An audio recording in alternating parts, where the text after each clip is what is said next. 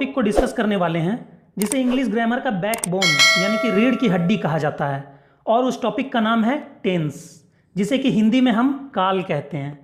दोस्तों, ये टॉपिक बहुत से स्टूडेंट्स के लिए सर दर्द बना रहता है।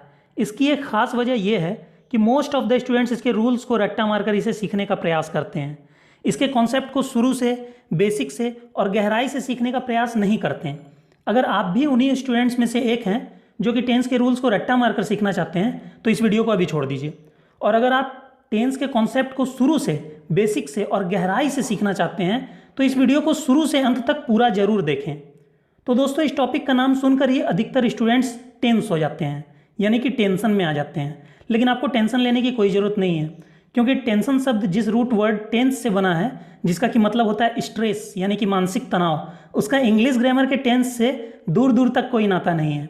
इंग्लिश ग्रामर में टेंस शब्द तो लैटिन भाषा के एक शब्द टेम्पस से आया है, जिसका कि लैटिन भाषा में मतलब होता है टाइम यानी कि समय। इस बात से ये तो क्लियर है कि टेंस का संबंध टाइम से है। तो चलिए सबसे पहले हम लोग टेंस के डेफिनेशन को देख लेते हैं। Tense is the form taken by the verb to indicate time, also continuance और कंप्लीटनेस ऑफ एक्शन जनरली। अर्थात टेंस क्रिया का वह रूप है जो सामान्यतः कार्य के होने के समय, साथ ही साथ उसके जारी रहने या पूर्ण हो जाने की स्थिति को दर्शाता है।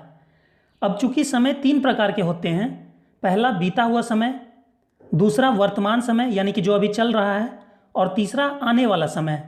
इसीलिए टेंस भी तीन प्रकार के होते हैं। बीते हुए समय के लिए भूतकाल यानी कि पास्ट टेंस, वर्तमान समय के लिए वर्तमान काल यानी कि प्रेजेंट टेंस, और आने वाले समय के लिए भविष्य काल यानी कि फ्यूचर टेंस। लेकिन आप टेंस के डेफिनेशन को गौर से देखिएगा तो पाइएगा कि टेंस सिर्फ टाइम को ही नहीं दर्शाता, ये इसके अलावे और भी कुछ दर्शाता है। ये किसी कार्य के चालू रहने की स्थिति यानी कि कॉन्टिन्यूएंस, या पूर्ण हो जाने की स्थिति यानी कि कंप्लीटनेस को भी दर्शा सकता है। इसीलिए टेंस के इन तीनों कैटेगरीज के चार सब कैटेगरीज यानी कि उपभेद भी हैं। पहली सब कैटेगरी है इंडेफिनिट टेंस। अगर ये प्रेजेंट टेंस के साथ आती है तो प्रेजेंट इंडेफिनिट टेंस कहलाती है। अगर ये पास्ट टेंस के साथ आती है तो पास्ट इंडेफिनिट टेंस कहलाती है। और अगर ये फ्यूचर टेंस के साथ आती है तो फ्यूचर इंडेफिनिट टेंस कहलाती है। अब इंडेफिनिट शब्द तो आप लोगों ने सुना ही होगा। ये डेफिनिट शब्द का अपोजिट है। डेफिनिट का मतलब होता है निश्चित या पक्का। जैसे आप कहते हैं ना कि मैं ये काम डेफिनेटली करूँगा, मतलब कि मैं ये काम पक्का यानी कि निश्चित रूप से करूँगा। इसीलिए डेफिनिट शब्द का मतलब है निश्चित, और इनडेफिनिट शब्द का मतलब है अनिश्चित यानी कि जो निश्चित ना हो। टेंस के इस सब कैटेगरी का नाम इनडेफिनिट टेंस इसलिए है क्योंकि इसके अंतर्गत ऐसे वाक्य आते हैं जिससे हमें यह पता नहीं चलता कि काम अभी जारी है यानी कि कंटिन्यू है, या फिर पूर्ण हो चुका है यानी कि कंप्लीट है। यानी कि इसमें यह बात अनिश्चित है, इनडेफिनिट है कि काम अभी कंटिन्यू है या कंप्लीट हो चुका है। जैसे मैं चावल खाता हूँ, इस वाक्य से हमें यह पता नहीं चलता कि मैं अभी खा रहा हूँ या खा चुका हूँ। यानी कि ये बात इनडेफिनिट है कि काम कंटिन्यू है या कंप्लीट हो चुका है। अब चूंकि ये इंडेफिनिट टेंस प्रेजेंट टेंस के साथ आई है, इसीलिए इसे हम कहेंगे प्रेजेंट इंडेफिनिट टेंस। अब एक दूसरा वाक्य देखिए, मैं चावल खाता था।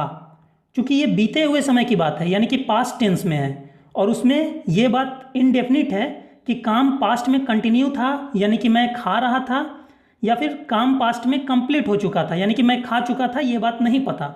इसीलिए इसे पास्ट इंडेफिनिट टेंस के अंतर्गत रखा जाएगा। पास्ट इंडेफिनिट टेंस के अंतर्गत एक और तरह के वाक्य आते हैं, जैसे मैंने चावल खाया। ऐसे वाक्यों से भी हमें यह पता नहीं चलता कि काम अभी जारी है या पूर्ण हो चुका है, यानी कि ये बात इनडेफिनिट है कि मैं चावल खा रहा था या खा चुका था। इसीलिए इसे हम पास्ट इंडेफिनिट टेंस के अंतर्गत रखते हैं। अब फ्यूचर इंडेफिनिट टेंस के एक वाक्य को देखिए, मैं चावल खाऊंगा। अब इस वाक्य में आने वाले समय की बात हो रही है कि भविष्य में मैं चावल खाऊंगा, इसीलिए ये फ्यूचर टेंस में है। और चूंकि इससे ये पता नहीं चलता कि काम कंटिन्यू रहेगा या कंप्लीट या फिनिश हो चुका रहेगा, यानी कि मैं चावल खाता रहूँगा या मैं चावल खा चुका रहूँगा, ये नहीं पता। इसीलिए ये इंडेफिनिट टेंस में है और ओवरऑल ये फ्यूचर इंडेफिनिट टेंस के अंतर्गत आता है। चलिए अब हम चलते हैं टेंस के दूसरी सब कैटेगरी की तरफ, जिसका कि नाम है कॉन्टिन्यूअस टेंस, जिसको कि हम प्रोग्रेसिव टेंस या फिर इम्परफेक्ट टेंस भी कहते हैं। इस टेंस को हम कॉन्टिन्यूअस या प्रोग्रेसिव इसलिए कहते हैं क्योंकि इसके अंतर्गत ऐसे वाक्य आते हैं जिनसे किसी काम के कंटिन्यू रहने यानी कि जारी रहने का पता चलता है। इस टेंस को हम इम्परफेक्ट टेंस भी कहते हैं, क्योंकि इससे हमें यह पता चलता है कि काम अभी जारी है, यानी कि प्रोग्रेस में है, कंप्लीट नहीं हुआ है, यानी कि परफेक्ट नहीं हुआ है, यानी कि काम अभी इम्परफेक्ट है, अपूर्ण है। जैसे मैं चावल खा रहा हूँ, इस वाक्य से हमें यह पता चलता है कि काम अभी प्रोग्रेस में है, कंटिन्यू है, यानी कि जारी है, लेकिन पूर्ण नहीं हुआ है, यानी कि काम परफेक्ट नहीं हुआ है, इम्परफेक्ट है, अपूर्ण है। अब चूंकि इस वाक्य में वर्तमान समय की बात हो रही है और काम कंटिन्यू है, प्रोग्रेस में है, इम्परफेक्ट है, इसीलिए इसे प्रेजेंट कॉन्टिन्यूअस या प्रेजेंट प्रोग्रेसिव या फिर प्रेजेंट इम्परफेक्ट टेंस कहा जाता है। अब यही कॉन्टिन्यूअस टेंस अगर पास्ट टेंस के साथ आता है तो इसे पास्ट कंटिन्यूअस या पास्ट प्रोग्रेसिव या फिर पास्ट इम्परफेक्ट टेंस कहा जाएगा। जैसे मैं चावल खा रहा था, ये बीते हुए समय की बात है, यानी कि पास्ट टेंस में है, और उस समय काम पूरा नहीं हुआ था बल्कि काम जारी था, यानी कि काम कंटिन्यू था और इम्परफेक्ट था, इसीलिए इसे पास्ट कॉन्टिन्यूअस या पास्ट इम्परफेक्ट टेंस कहा जाएगा। अब फ्यूचर के कॉन्टिन्यूअस टेंस के एक वाक्य को देखिए, मैं चावल खाता रहूँगा। जैसे आप कहते हैं ना कि अरे उस समय मुझसे मिलने मत आना क्योंकि उस समय मैं फुटबॉल खेलता रहूँगा, तो इसी तरह का वाक्य है ये। ऐसे वाक्यों से हमें ये पता चलता है कि भविष्य में यानी कि फ्यूचर में किसी पार्टिकुलर टाइम में कोई काम होता रहेगा, अर्थात जारी रहेगा, यानी कि कंटिन्यू रहेगा, और इम्परफेक्ट रहेगा, यानी कि काम पूर्ण नहीं रहेगा। इसीलिए इसे हम फ्यूचर कॉन्टिन्यूअस या फ्यूचर प्रोग्रेसिव या फ्यूचर इम्परफेक्ट टेंस के अंतर्गत रखेंगे। चलिए अब चलते हैं टेंस की तीसरी सब कैटेगरी की तरफ, जिसका कि नाम है परफेक्ट टेंस। परफेक्ट का मतलब होता है कंप्लीट, यानी कि पूर्ण। जिस टेंस से किसी काम के पूरे हो जाने का बोध होता है उसे परफेक्ट टेंस कहते हैं। वर्तमान समय में अगर कोई काम पूरी हो चुकी है तो उसे प्रेजेंट परफेक्ट टेंस कहेंगे, जैसे कि मैं खा चुका हूँ। बीते हुए समय में कोई काम पूरी हो चुकी थी तो उसे पास्ट परफेक्ट टेंस कहेंगे, जैसे मैं खा चुका था। और अगर आने वाले समय में कोई काम पूरी हो चुकी रहेगी तो उसे फ्यूचर परफेक्ट टेंस कहेंगे, जैसे मैं खा चुका रहूँगा या मैं खा चुकूँगा। जैसे कि आप कहते हैं ना कि जब तक तुम आओगे तब तक मैं खा चुका रहूँगा, तो यहाँ काम फ्यूचर में परफेक्ट हो चुका रहेगा, इसीलिए इसका नाम फ्यूचर परफेक्ट टेंस है। Byju's app makes learning easy for my child. Every child needs it. चलिए अब हम टेंस के चौथे और अंतिम सब कैटेगरी की तरफ चलते हैं, जिसका कि नाम है परफेक्ट कॉन्टिन्यूअस टेंस। अब इसके नाम को ही सुनकर आप सोच में पड़ गए होंगे कि ये कैसे हो सकता है कि कोई काम परफेक्ट भी हो और कंटिन्यू भी हो, यानी कि पूरा भी हो चुका हो और जारी भी हो। तो मैं आपको बता दूं कि यहाँ परफेक्ट शब्द से आपको कंफ्यूज नहीं होना है, क्योंकि यहाँ परफेक्ट शब्द का यूज़ दूसरे सेंस में किया गया है।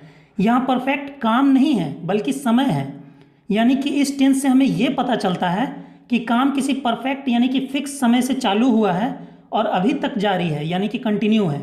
जैसे वह सुबह से सो रहा है, 2 घंटों से बारिश हो रही है। इन वाक्यों में टाइम परफेक्ट है, यानी कि फिक्स है, जैसे सुबह से, 2 घंटों से, एटसेट्रा, और काम अभी तक कंटिन्यू है, इसीलिए इस टेंस का नाम है परफेक्ट कंटिन्यूअस टेंस। चूंकि इन वाक्यों में हम वर्तमान समय की बात कर रहे हैं, इसीलिए इनको प्रेजेंट परफेक्ट कंटिन्यूअस टेंस के अंतर्गत रखा जाएगा। और अगर हम इस तरह के वाक्यों का प्रयोग बीते हुए समय के लिए करेंगे तो वे पास्ट परफेक्ट कंटिन्यूअस टेंस के अंतर्गत कहलाएंगे। जैसे वह सुबह से सो रहा था, 2 घंटों से बारिश हो रही थी। और अगर हम इस तरह के वाक्यों का प्रयोग आने वाले समय के लिए करेंगे तो इन्हें फ्यूचर परफेक्ट कंटिन्यूअस टेंस के अंतर्गत माना जाएगा। जैसे मैं सुबह से खेलता रहूँगा, वह 2 घंटों से पढ़ता रहेगा।